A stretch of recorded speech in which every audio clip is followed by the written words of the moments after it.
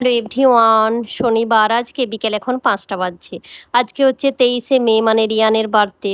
তো birthday party তো বাইরে হবে, ৫:৩০ থেকে শুরু হবে।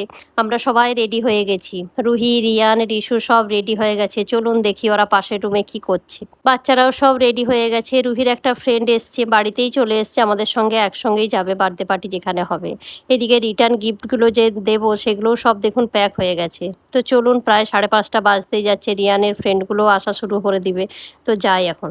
আমরা তো পৌঁছে গেছি, বাড়ি থেকে ১০ মিনিটের রাস্তা। কিন্তু অভিজিৎ এখনো পৌঁছায়নি। অভিজিৎ তো দুদিন আগে অফিসের কাজে মুম্বাই গিয়েছিল। তো ডাইরেক্ট এয়ারপোর্ট থেকে আজকে এখানেই একদম পৌঁছে যাবে। বাইরেটা দেখুন এত সুন্দর সাজানো গোছানো। চলুন ভিতরটা একটু ঘুরিয়ে দেখাই। ভিতরটাও খুব সুন্দর, আর এত বড় এরিয়াটা, বাচ্চাদের জন্য অনেক রকম গেমের এখানে ব্যবস্থা করে আছে। আর সবচেয়ে যেটা ভালো, মধ্যে একটি ছোট্ট ক্রিকেট গ্রাউন্ডও করা আছে, যেটা রিয়ানের খুবই পছন্দ হয়েছিল, যে ক্রিকেট খেলতে পারবো, যে ফ্রেন্ডরা আসবে বার্থডেতে তাদেরকে নিয়ে ক্রিকেট খেলবো।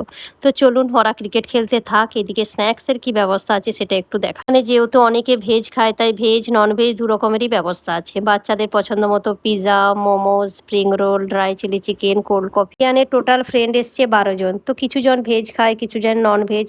তো সবাইকার স্ন্যাক্স খাওয়া হয়ে গেছে, এখন গেম শুরু হবে। বাচ্চারা তো খুব এনজয় করছে। এই জায়গাটাও খুব সুন্দরভাবে ডেকোরেশন করেছে। একটু পরেই হবে কেক কাটিং। তো বাচ্চাদের তো গেম শুরু হয়ে গেছে, দেখি চলুন।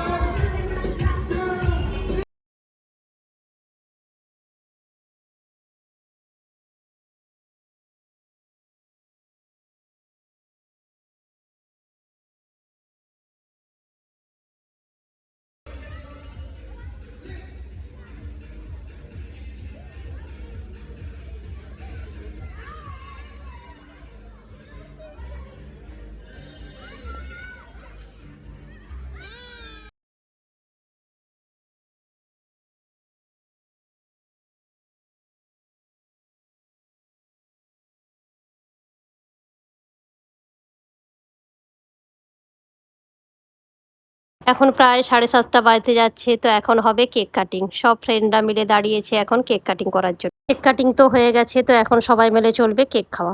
এখন প্রায় রাত্রি ৮:৩০। তো বাচ্চারা সবাই মিলে একসঙ্গে ডিনার করছে, তারপরে আমরা ডিনার করতে বসবো। সবাইকার ডিনার কমপ্লিট হয়ে গেছে, রিয়ানের ফ্রেন্ডরা সব বাড়িও চলে গেছে।